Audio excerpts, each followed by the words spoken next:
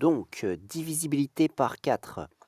Donc, comment on voit qu'un nombre est divisible par 4? Propriété, un nombre est divisible par 4 si et seulement si ces deux derniers chiffres donc qui forment le nombre est divisible par 4. C'est-à-dire les deux derniers chiffres, c'est-à-dire le chiffre des unités et le chiffre des dizaines. Si ce nombre qui est formé par ces deux chiffres est divisible par 4, alors tout le nombre est divisible par 4. Donc, par exemple, ici on voit un exemple, on a ce nombre qui est un très grand nombre, 78 945 613. Bah, on peut dire qu'il n'est pas divisible par 4 parce que quand on regarde ces deux derniers chiffres, ils forment le nombre 13. Et 13, on sait bien que ce n'est pas dans la table de 4, ce n'est pas divisible par 4. Ça veut dire que, en fait, bon, on est bien d'accord que quand on dit qu'un nombre est divisible par 4, ça veut dire qu'il est égal à 4 fois un entier, c'est-à-dire qu'il est dans la table de 4. Donc, car 13 n'est pas divisible par 4. Voilà. Donc ensuite, on a un autre nombre qui est encore un nombre plus grand, qui est 145 797 296. Eh bien, il est divisible par 4. Pourquoi? Parce que quand on regarde ces deux derniers chiffres, ils forment un nombre qui est divisible par 4. Car, donc il est divisible car 96 est divisible par 4. Entre parenthèses, 96 est égal à 4 fois un entier. Et quel est cet entier? Ça doit être 28. 28. Donc 96 est égal à 4 fois 28. Donc si un nombre est égal à 4 fois un entier, il est divisible par 4.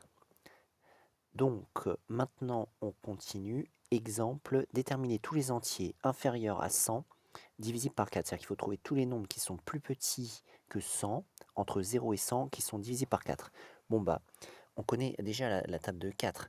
Donc on sait que tous les nombres de la table de 4 vont être divisibles par 4. Donc du coup, par exemple, on a 0, on a 4, 4 fois 1, 4, on a 8, on a 3 fois 4, 12, ensuite 4 fois 4, 16, ensuite 4 fois 5, 20, ensuite 4 fois 6, 24, ensuite 4 fois 7, 28, en fait on rajoute 4 à chaque fois, ensuite on aura 32, ensuite on aura 36, ensuite on aura 40, et ensuite 44, ensuite 48, ensuite 52, ensuite 56, ensuite 60, ensuite 64, ensuite 68, ensuite 72, 72, ensuite 76, ensuite 80, et ensuite 84, et ensuite 88, et ensuite donc 92, et ensuite 96 que l'on a vu tout à l'heure. Et voilà, parce que après le prochain c'est 100. Donc voilà tous les nombres inférieurs à 100 qui sont divisibles par 4. Donc en fait, c'est ceux qu'il faut regarder euh, à la fin des nombres. On a, si jamais un nombre est divisé par 4, il se termine par ces nombres qui sont ici. Voilà, qui sont les nombres à deux chiffres ou à un chiffre aussi, mais s'il n'y a qu'un chiffre, on met un 0 devant, comme cela, ça fait 0,8 par exemple. Si un nombre se termine par 0,8, il est divisible par 4. Voilà, donc ça c'est tous les nombres inférieurs à 100 qui sont divisibles par 4. Et donc ensuite, trouver un nombre de la forme A, B, C, D, E, F, G, H, c'est-à-dire que chaque lettre désigne un nombre, désigne un chiffre de ce nombre. Ici, par exemple, H, c'est le chiffre des unités, G, c'est le chiffre des dizaines, etc., qui est divisible par 4, avec, bien sûr, A qui doit être égal à C, qui doit être égal à E, qui doit être égal à G, mais qui ne doit pas être égal à 0, et B qui doit être égal à D, qui doit être égal à F, qui doit être égal à H, mais qui ne doit pas être égal à 0, et également, il ne faut pas que A soit égal à B. Et dernière condition, il faut que la somme de tous ces nombres soit égal à 40. Tous ces chiffres qui composent ce nombre doivent être égal à 40. Bon, alors si on regarde tout cela, donc on va regarder toutes les conditions. Donc, en fait, là, ce qu'on pourrait faire déjà, c'est un espèce de système, parce qu'on remarque qu'en fait, une lettre sur deux, ça va être égal. Donc A est égal à C, est égal à E, est égal à G, et B est égal à D, est égal à F, est égal à H. Bon, s'ils ne sont pas égales à 0, chacun. Mais donc, alors, comment va-t-on faire? Donc, on sait que A est égal à C, est égal à E, est égal à G, et on sait aussi que B est égal à D, est égal à F, est égal à H. Ce qui veut dire que, par exemple, le C, le E, le G dans cette somme, et on va pouvoir le remplacer par A, et le B, on va pouvoir enfin le D, le F, le H, on va le remplacer par B.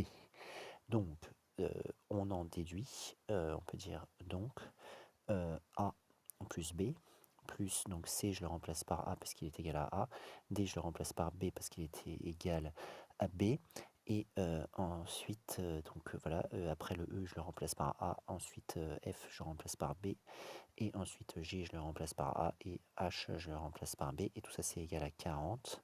Donc je regroupe, je simplifie, et on va se retrouver avec 4A plus 4B est égal à 40.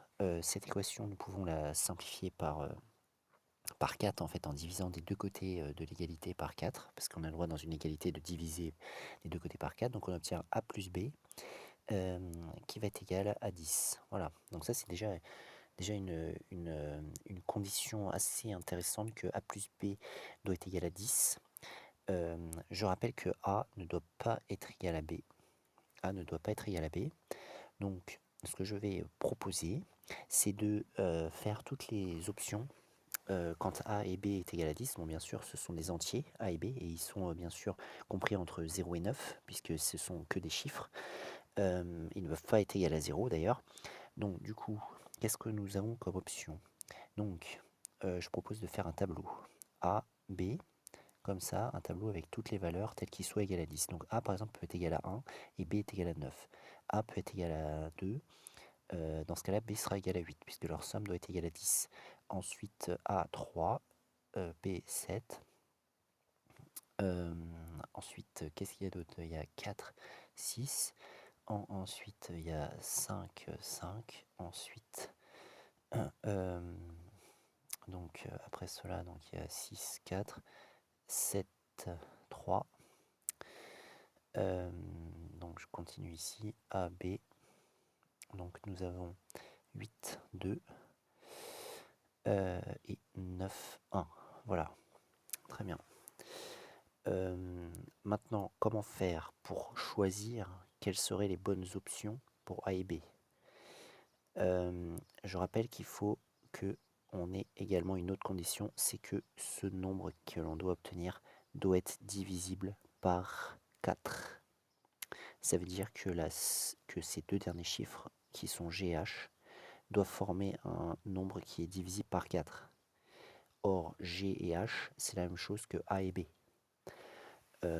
Donc, ce qui signifie que les deux derniers chiffres de ce grand nombre seront A, B, dans cet ordre.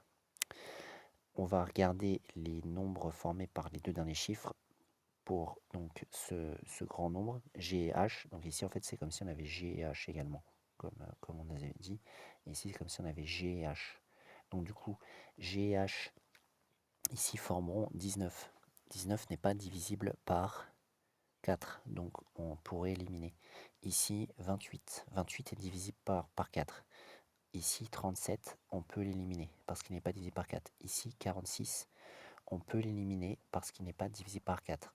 55, on peut l'éliminer parce qu'il n'est pas divisé par 4. 64, on le garde parce qu'il est divisible par 4. On l'a vu ici dans le petit 1.